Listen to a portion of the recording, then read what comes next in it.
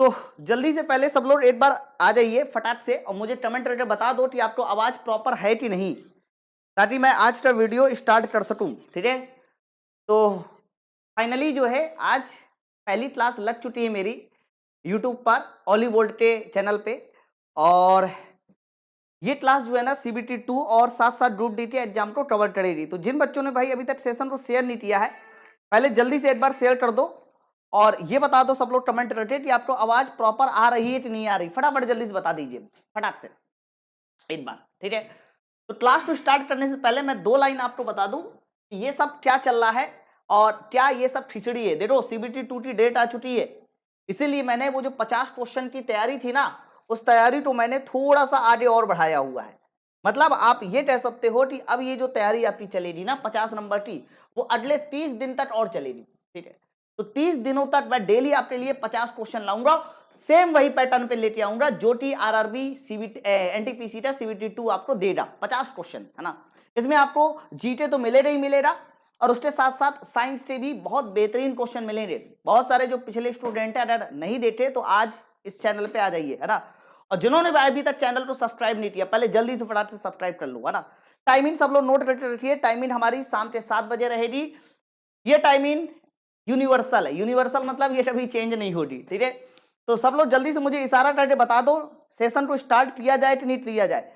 देखो ये आपकी जिम्मेदारी है। आज मुझे ज्यादा कुछ नहीं, अपने वीडियो में 100+ बस वॉचिंग चाहिए। तो आप सब लोग इतना ज्यादा सेशन को पहले शेयर कर दो ताकि 100+ वॉचिंग दबा के हो जाए, क्योंकि क्वेश्चन बड़े मजेदार हैं, सॉल्व करने में मजा आएगा। उसके साथ साथ आप लोग आज बहुत सारी कुछ चीजें सीखोगे भी।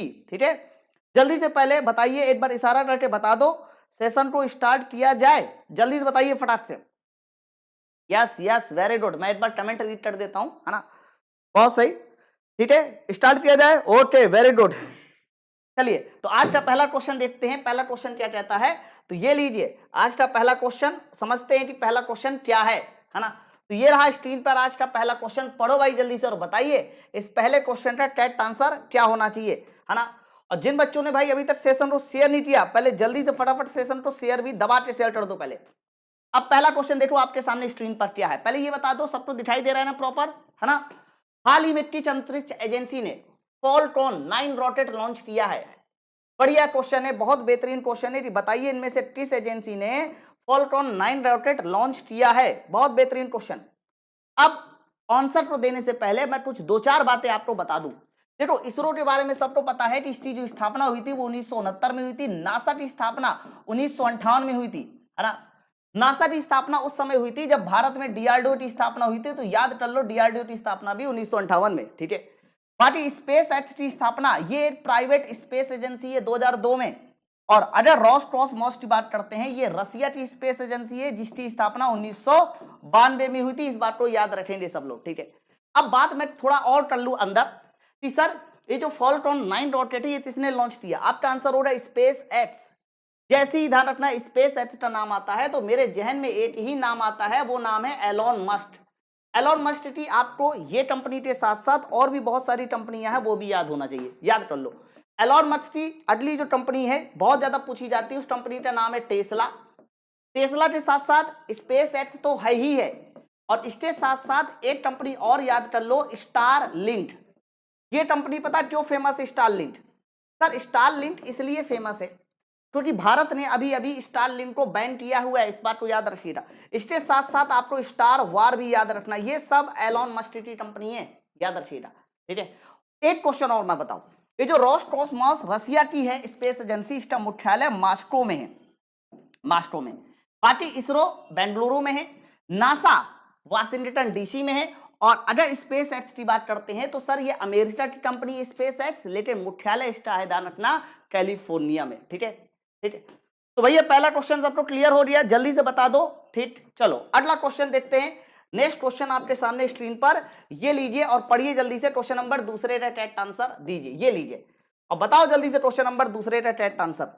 और थोड़ा भाई सेशन को तो पहले दबा के एक बार शेयर कर दो, जितने भी बच्चे देख रहे हैं पहले दबा के एक बार सेशन को शेयर कीजिए ताकि मैक्सिमम स्टूडेंटों तक ये आंकड़ा पहुंच सके। फटाक से जल्दी शेयर कीजिए। दूसरा क्वेश्चन आपके सामने, हाल ही में किसे असम का सर्वोच्च नागरिक पुरस्कार दिया गया। अभी असम में 3 पुरस्कार दिए गए, मैं नाम बता देता हूं। असम सब में कॉमन है, और असम के साथ लगा देना असम वैभव, असम के साथ लगा देना असम सौरभ, और असम के साथ लगा देना ध्यान रखना असम गौरव। ये 3 अवार्ड अभी असम की सरकार ने दिए हैं, इस बात को याद रखो। असम वैभव में दी जाती है 5 लाख की धनराशि, उसके बाद असम सौरभ में दी गई है 4 लाख की धनराशि, और उसके साथ साथ असम गौरव को दी गई है ध्यान रखना 3 लाख की धनराशि, ठीक है। और ये जो भाई साहब है रतन टाटा जी हैं, ये रतन टाटा जी को ध्यान रखना, ये जो अवार्ड मिला है वो असम वैभव का अवार्ड मिला है। तो असम वैभव जो मिला है वो रतन टाटा जी को मिला है, असम का सरकार ने दिया है। Option number B will be right answer. बोलो क्लियर है। एक बॉक्सर का नाम सुना होगा, अभी अवार्ड जीता था किसमें, आपका टोक्यो ओलंपिक में, लवलीना।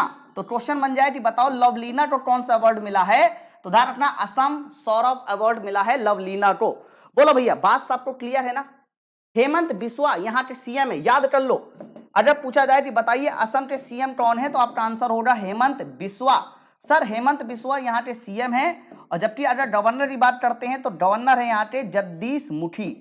तो जगदीश मुखी ध्यान रखना यहाँ के गवर्नर है, याद कर लीजिए। क्लियर है। तो सीएम और गवर्नर भी याद कर लो। समझ में आ रहा है भाई सबको। पहले सब लोग मुझे जल्दी से बताइए 50 का आंकड़ा क्रॉस हुआ कि नहीं क्रॉस हुआ, है ना। नहीं क्रॉस हुआ तो भाई ये आप लोगों की कमी है। फटाक से जल्दी से एक बार सेशन को शेयर करो, जल्दी से एक बार दबा के शेयर कीजिए, ताकि हम लोग 100 के आंकड़े तक तुरंत पहुंच जाए। अगला क्वेश्चन आपके सामने स्क्रीन पर, जल्दी से जवाब दीजिए। बताइए इसका आंसर क्या होना चाहिए, फटाक से पढ़िए। एएम और एफएम किससे, अरे ये एएम और पीएम वाला नहीं है, इस बात को पहले समझ लो। तो एएम और एफएम की बात करते हैं तो अरे सुना है ना रेडियो मिर्ची एफएम। तो यहाँ जो एम है ना, इसका मतलब तो भाई एकदम कॉमन है। एम का मतलब एकदम कॉमन है। इस एम का मतलब याद रखना मॉड्यूलेशन। एम का मतलब मॉड्यूलेशन है ना। ए से हो जाएगा एम्पलीट्यूड, सर ए से हो जाएगा एम्पलीट्यूड, ए से हो जाएगा सर एम्पलीट्यूड, और एफ से हो जाएगा याद रखना फ्रीक्वेंसी। एम्पलीट्यूड मॉड्यूलेशन, और उसके बाद याद रखना एफ से हो जाएगा फ्रीक्वेंसी मॉड्यूलेशन, फ्रीक्वेंसी मॉड्यूलेशन, ठीक है। ये दोनों इसके फुल फॉर्म होते हैं। सर एएम और एफएम किससे रिलेट करेगा, अरे ये तो बड़ा आसान सा क्वेश्चन है। सर एएम और एफएम जो रिलेट करेगा वो रेडियो तरंगों से। अरे याद है रेडियो मिर्ची, है ना। तो रेडियो मिर्ची से आपको याद हो जाएगा रेडियो तरंगे। ऑप्शन नंबर ए इसका सही हो जाएगा, ऑप्शन नंबर ए। बोलो रेडियो तरंगों की खोज कई बार क्वेश्चन आता है, तो रेडियो तरंगों की खोज भी याद कर लो। इसकी खोज की थी मार्कोनी ने, मार्कोनी ने रेडियो तरंगों की खोज की थी। बोलो भैया बात सबको क्लियर है ना। ओके चलो, तो ऑप्शन नंबर ए इसका सही हो जाएगा। अगले क्वेश्चन की ओर बढ़ते हैं। नेक्स्ट क्वेश्चन, क्वेश्चन नंबर चौथा, ये लीजिए पढ़िए जल्दी से और बताइए क्वेश्चन नंबर चौथे का आंसर क्या होना चाहिए। उससे पहले सब लोग मुझे एक बार कमेंट करके ये बताओ, आप सब लोगों को नया डिजिटल बोर्ड मजा आ रहा है कि नहीं आ रहा, जल्दी से बताइए। है एक बार मैं कमेंट आपके रीड कर लूं, क्योंकि अब मेरे पास लैपटॉप तो नहीं है, तो मुझे कमेंट जो है आपके मोबाइल से ही रीड करने पड़ते हैं, है ना। तो पहले एक बार दबा के पहले सेशन को शेयर कीजिए। आज ही 100 का आंकड़ा क्रॉस होना चाहिए, ये आपकी जिम्मेदारी है ना। बिल्कुल। चलिए अगला क्वेश्चन बताइए, नेक्स्ट क्वेश्चन का आंसर क्या होना चाहिए। इनमें से कौन मूलभूत कण अस्थायी नाभिक के विखंडन में सहायक होता है। सर नाभिकीय विखंडन में, हाँ भैया नाभिकीय विखंडन।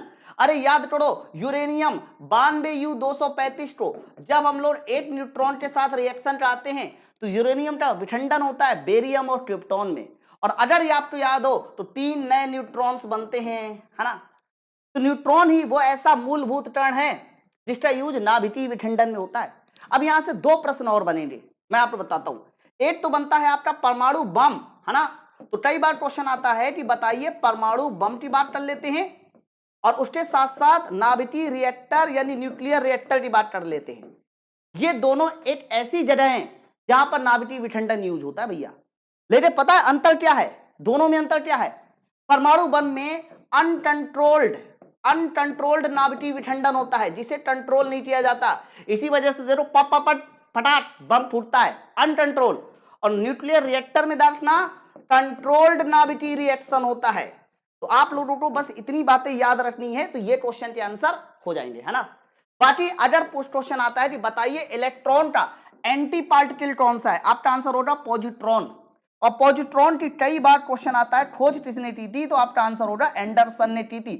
बाकी इलेक्ट्रॉन प्रोटॉन न्यूट्रॉन के खोज तो भाई पूरी दुनिया को पता है कि नहीं। चलो अगले क्वेश्चन की ओर बढ़ते हैं।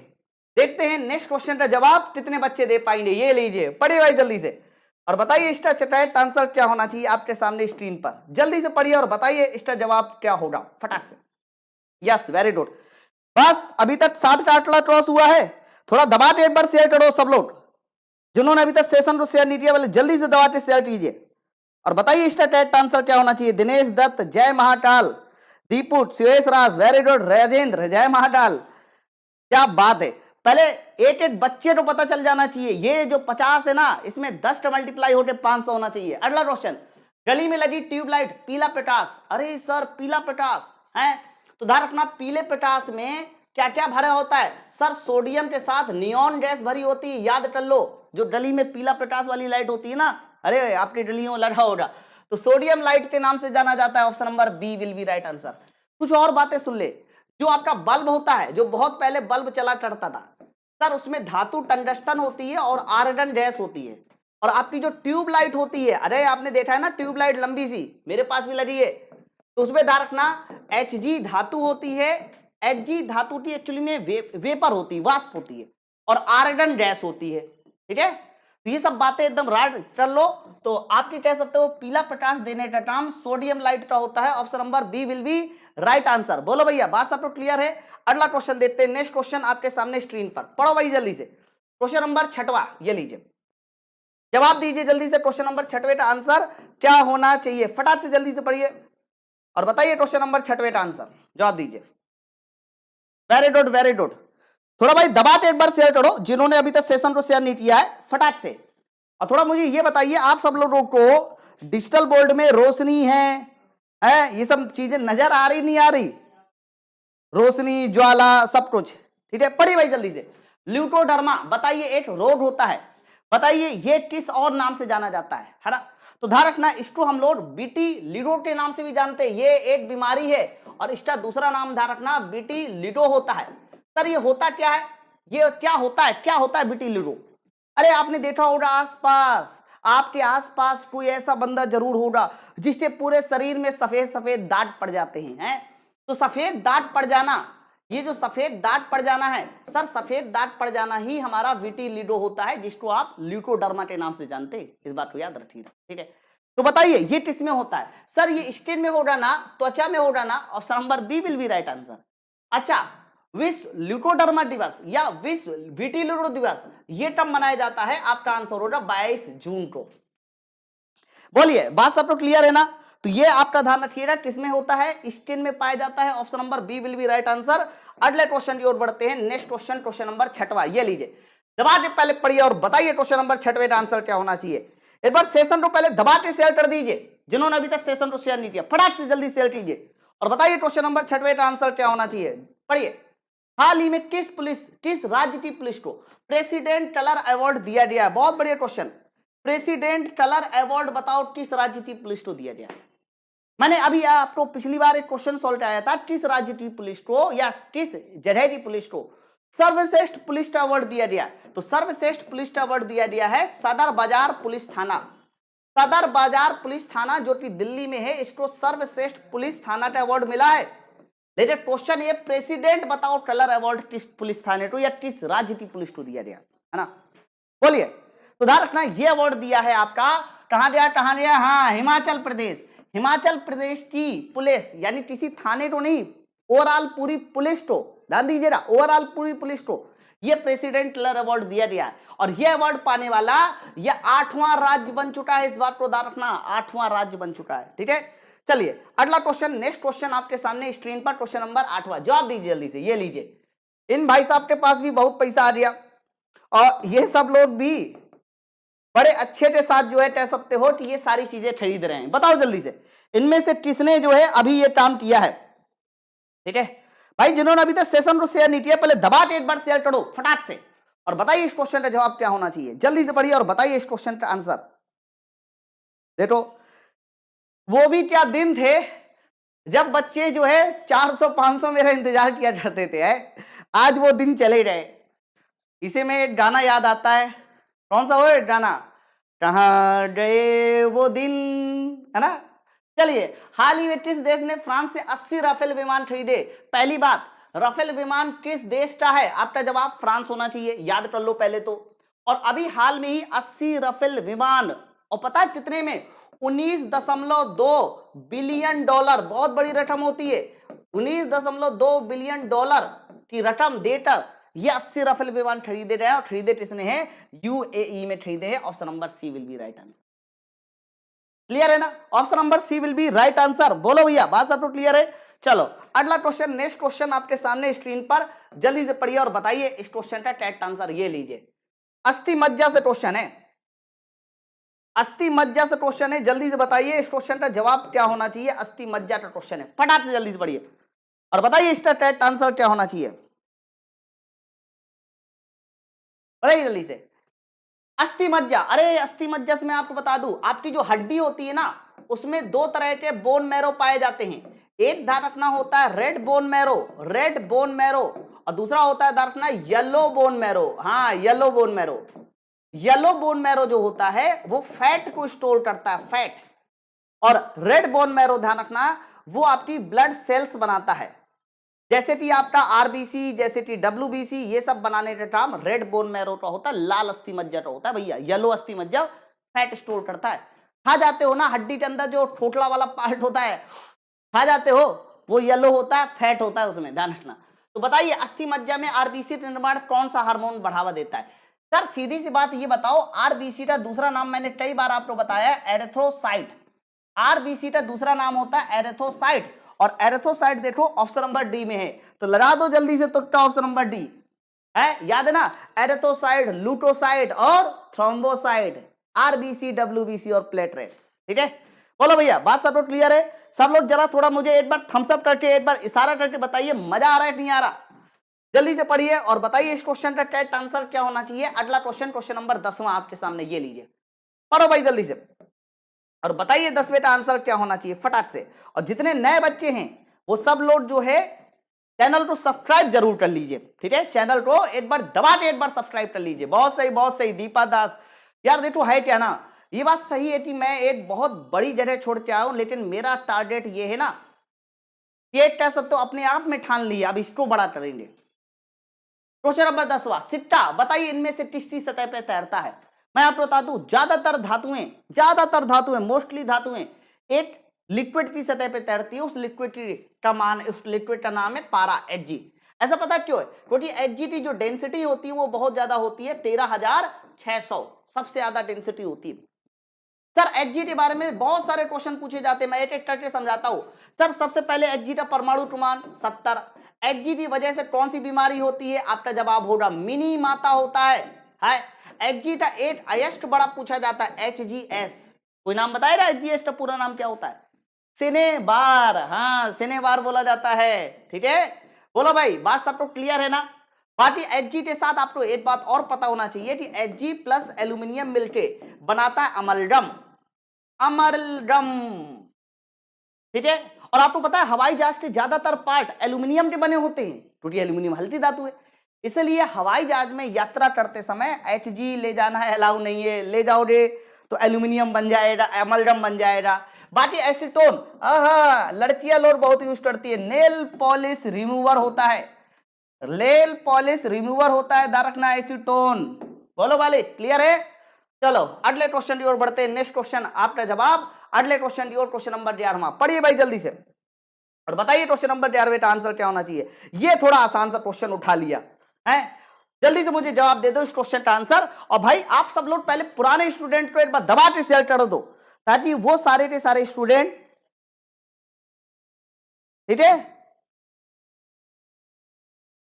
बिल्कुल बिल्कुल बिल्कुल मोनू साइनी, मैं इसी चैनल पे अब पढ़ाने लगा हूं। अगला क्वेश्चन देखिए। अच्छा मैं कुछ बातें आपके साथ शेयर कर दूं, क्योंकि ये क्वेश्चन तो आप दे लो रे, 2 मिनट का मुझे समय दो। देखो ये जो 50 क्वेश्चन मैंने आपके साथ सॉल्व कराऊंगा इसकी पीडीएफ, और इसके साथ साथ ध्यान रखना 50 क्वेश्चन और, है ना, ये 50 क्वेश्चन मैंने सोल्यूशन दे दिए और 50 क्वेश्चन आपकी प्रैक्टिस के लिए। ये दोनों के दोनों 100 क्वेश्चन की पीडीएफ आपको मेरे टेलीग्राम चैनल पे आज रात में 10 बजे ठीक मिल जाएगी। हाँ, और टेलीग्राम चैनल का नाम नोट कर लो, योगी, उसके बाद फिजिक्स लगा देना स्पेस देते, और आगे लगा देना स्पेस देते कॉन्सेप्ट। ये 50 क्वेश्चन आपको डेली मेरे साथ सॉल्व करने हैं, और ये अगले वाले 50 क्वेश्चन जो है आप सॉल्व करके मुझे बताओगे कि आपने इसे कितना सही किया। लास्ट में मैं आंसर शीट भी दूंगा, ठीक है। आप सोच के देखिए, एक दिन में 100 क्वेश्चन और 30 दिन का टारगेट है, तो 100 बड़े 30 कर लो, गणित आपकी ज्यादा अच्छी हो रही है। तो आंसर क्या था? दंत का टार नहीं है। अरे सर, दांतों का टार निगलना नहीं है, चबाना है, कुतरना है, काटना है। चबाना है, कुतरना है, काटना नहीं है सर, निगलना नहीं है। ऑप्शन नंबर ए, ये रेलवे में आया हुआ क्वेश्चन है। अगला क्वेश्चन देखिए, नेक्स्ट क्वेश्चन, अगला क्वेश्चन, क्वेश्चन नंबर 12, ये लीजिए, ये जबरदस्त क्वेश्चन है। अभी तक मैंने आपको ये प्रश्न नहीं सॉल्व कराया था, आज वो समय आ चुका है जब ये मैं प्रश्न आपको सॉल्व कराने जा रहा हूं, ठीक है। जल्दी से पढ़िए और बताइए इस क्वेश्चन का दवा के आंसर क्या होना चाहिए। वाह भाई वाह, बड़ा सही आंकड़ा चुना है तुम लोगों ने। 77 देखने वाले बच्चे हैं और 77 ही लाइक है? एक बार दबा के शेयर करो, पहले 100 आंकड़ा क्रॉस होना चाहिए। अगला क्वेश्चन देखो, आवर्त सारणी के पी ब्लॉक और डी ब्लॉक में कुल कितने एलिमेंट है? बहुत बढ़िया क्वेश्चन। आपको पता है आवर्त सारणी में टोटल 118 एलिमेंट होते हैं, जिसमें से एस ब्लॉक होता है, फिर पी ब्लॉक होता है, फिर डी ब्लॉक होता है, फिर आपका एफ ब्लॉक होता है। आपको ये तो पता है धातु अधातु उपधातु कितनी है, लेकिन आज से ये भी याद कर लो, एस ब्लॉक एलिमेंट 13 होते हैं, पी ब्लॉक एलिमेंट 37 होते हैं, डी ब्लॉक एलिमेंट 40 होते हैं, और एफ ब्लॉक एलिमेंट 28 होते हैं। एक बार इनको जोड़ के उठा के जोड़ लो, है जल्दी जोड़ो, जल्दी से जोड़ो और बताओ इसका आंसर क्या होना चाहिए। 40, 13, 37, 50, 50, 40, 90, 90 और 128, 118, चेक कर लो जल्दी, है ना। याद कर लो रियाज के बाद, तो पी ब्लॉक एलिमेंट, और याद करना बड़ा आसान है। अरे 13, 37, 50, 50 में से 10 टर्म करो, 40, 40 में से 12 टर्म करो, 28। तो क्या बोला जा रहा, पी और डी यानी 37 और 40, ओके 37 और 40। अरे यार क्या यार, ऑप्शन नहीं सही बनाया, ऑप्शन नहीं सही बनाया लड़के ने, सी भी बना दिया और डी भी बना दिया। तो पी और डी 37 और 40, कोई बात नहीं, कोई बात नहीं, सी और डी सबको समझ में आ रही है ना। चलो ओके, वेरी गुड, बहुत सही। अरे यार कुछ बच्चों ने सही आंसर दिया था, क्या बात है। आवर्त सारणी की खोज मोजले ने की 1913 में, भूल मत जाना मोजले भाई साहब को। अगला क्वेश्चन आपके सामने स्क्रीन पर, पढ़िए जल्दी से और बताइए इसका आंसर क्या होना चाहिए फटाक से। देखो, हर तूफान के अपने एक नाम होते हैं भाई साहब। हाल ही में बंगाल की खाड़ी में चक्रवात का बताओ जवाड नाम किसने दिया है?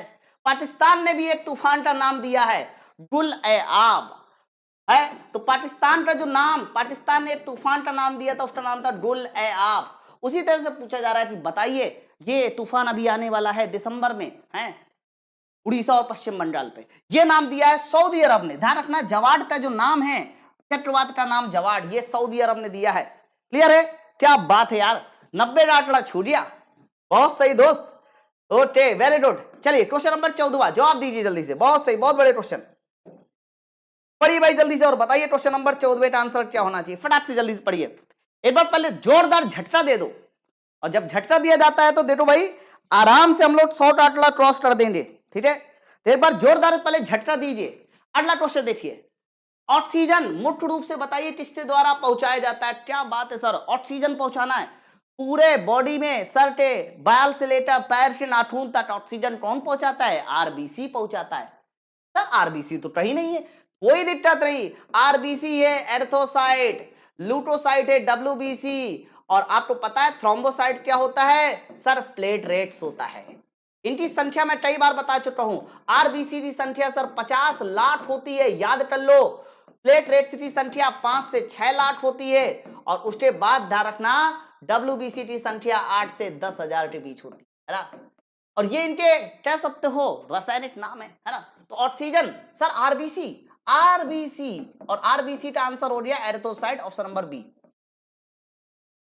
क्या बात है, कितने लोगों का आंसर सही है ऑप्शन? यस वेरी गुड, बहुत सही।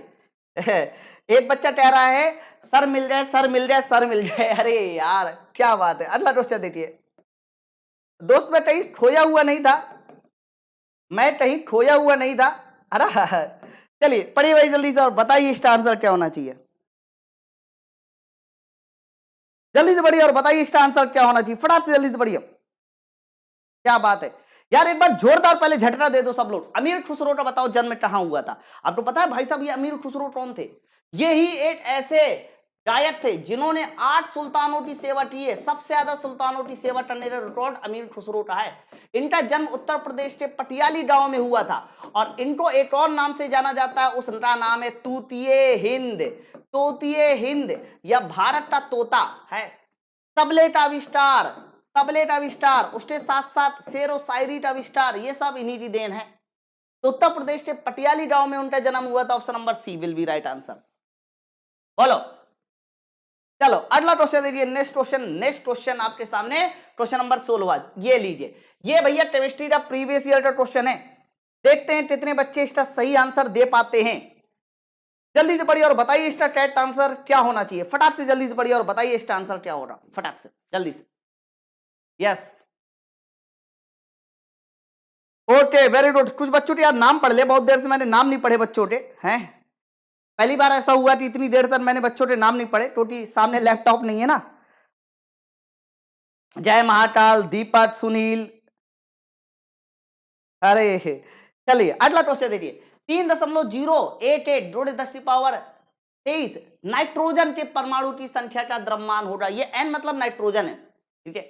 बहुत बड़े क्वेश्चन, मैं आपको बताता हूं। देखो, जब भी कभी बात नाइट्रोजन की करते हैं तो मैं आपको बता चुका हूं, नाइट्रोजन का जो द्रव्यमान होता है, परमाणु द्रव्यमान, वो 14 होता है, ठीक है।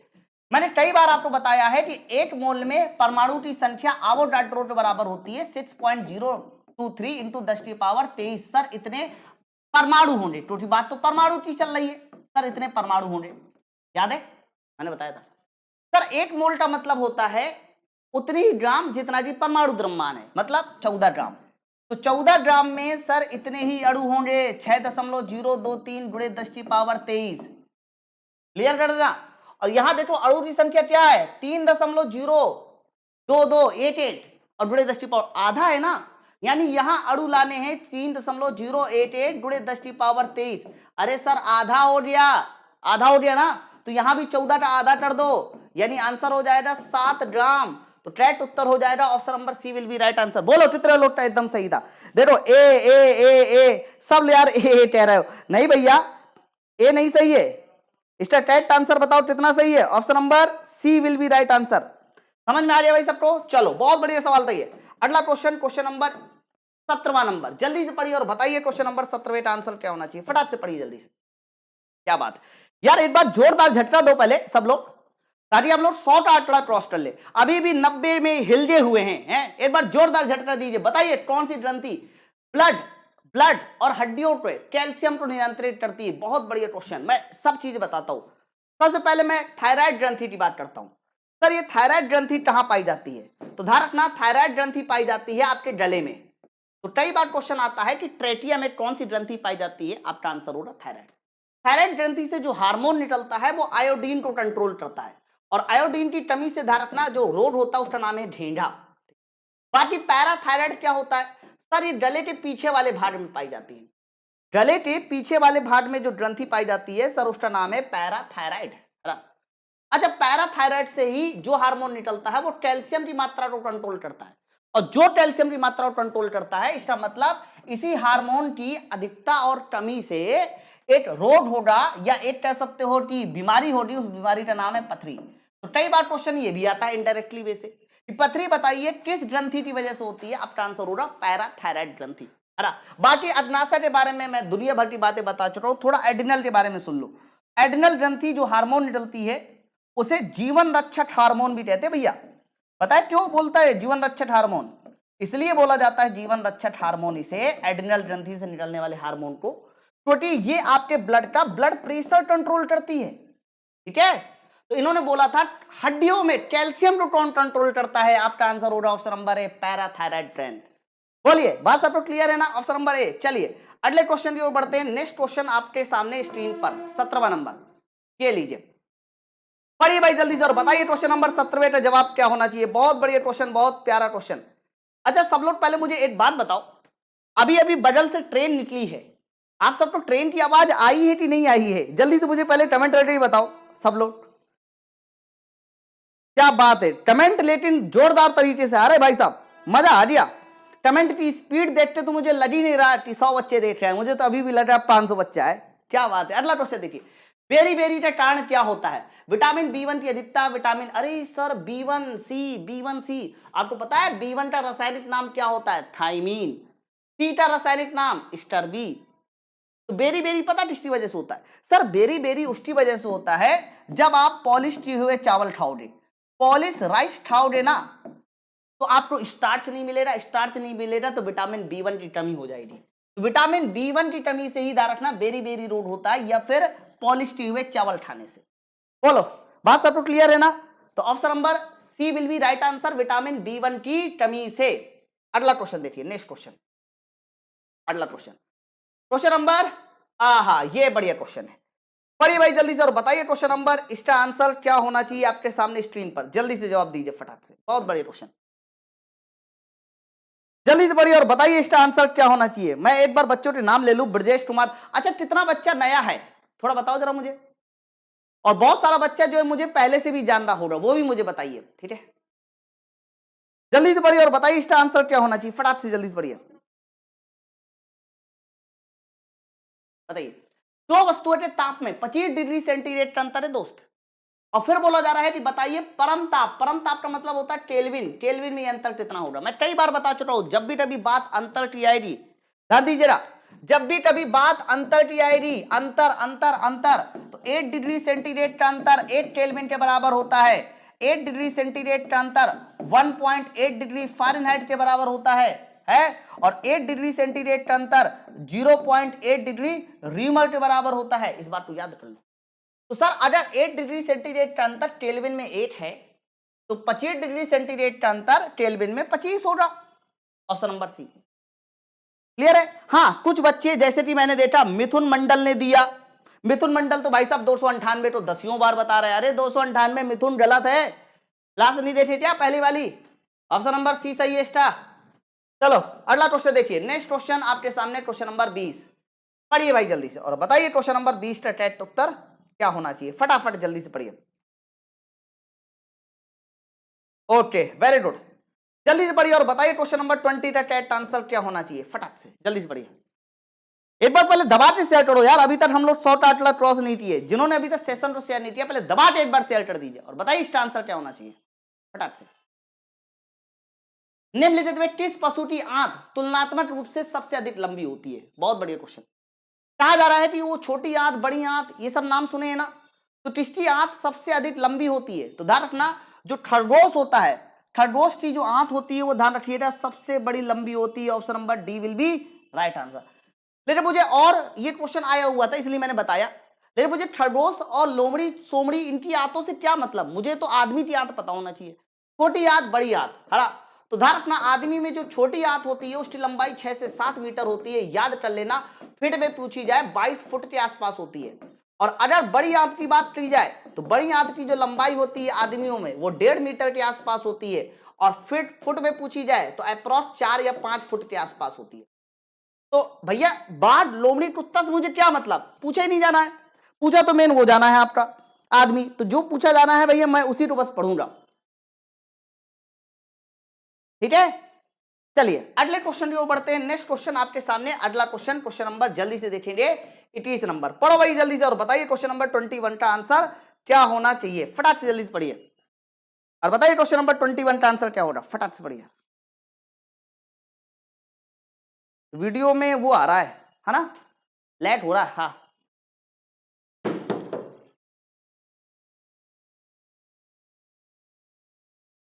लैकिन हो रही है, ठीक है।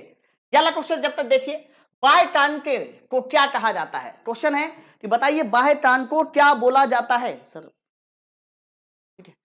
तो बाह्य कान का मैं हिस्सा बताऊं, देखो कान का ये जो बाहरी हिस्सा होता है ये हिस्सा, इस हिस्से को उदाहरण पिन्ना कहा जाता है, सबसे पहले तो आप ये याद करो पिन्ना।